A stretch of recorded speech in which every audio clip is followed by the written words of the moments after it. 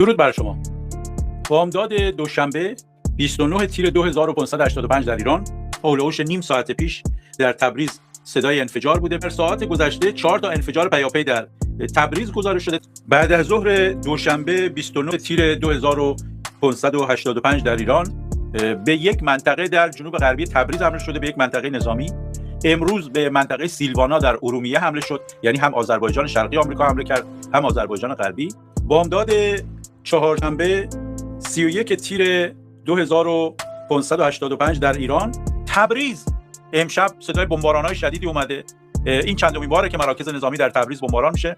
تبریز هم محل شلیک موشک به سمت اردن و کویت و بحرین و اینهاست و هم پایگاه دوم شکاری در اونجا قرار داره. 8 تا صدای انفجار در دقایق گذشته از تبریز اومده. درود بر شما.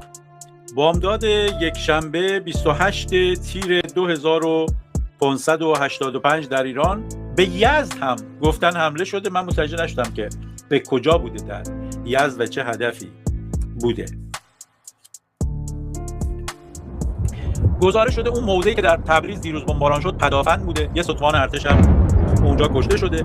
الان میگن که در تبریز هم صدای انفجار اومده. تبریز از جاهایی که از اونجا هم موشک شلیک میشه. غیر از اینی که پایگاه دوم شکاری در اونجاست، از تبریز صدای شلیک موشک هم همیشه می اومده. Hey duyurdum qəfəsim bir gün açılsın, mən də uçum. Duyduğum arzularım məncə çomaqdan gəldi. Öz içimdən məni manqut yaralır, düşmən yox. Dost belimdən vuru, düşmən də qabaqdan gəldi. Arxamı yar əliyən dostsa qabaqdan gəldi. Sığmır beynimə satqın necə satdı vətənin. Şəhərə şaxda inan məncə yataqdan gəldi. Bağrına bas məni, dərdləşək biraz. Ürəyi dərd ilə dolu Təbrizim. Ürəyim dərd ilə dolu sən kimi. Dinlə məni sənsə biraz Təbrizim. Gəl qaydaq az da keçmiş anlara. Qaytar məni son özgürlük çağlara.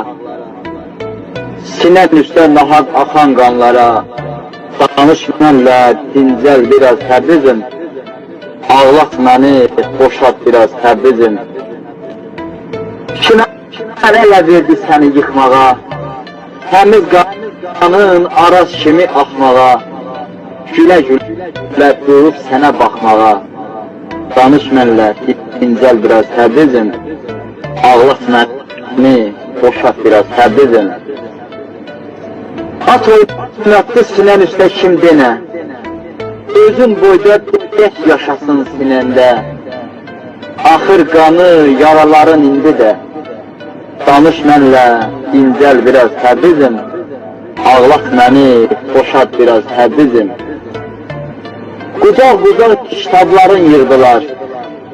Qalaq-qalaq sinən üstə qoydular. Oda çəkib ana dilim boğdular. Danış mənlə, dincəl biraz Təbrizim. Ağlat məni, boşalt biraz Təbrizim. Kül altında kitabların yazısının dərdiyəm. Kül altında kitabların yazısının dərdiyəm. Varaqların qudağında kəlməsiyəm, bəndiyəm. Mətin Quran, lisanıyam, yürüşlərin səsiyəm.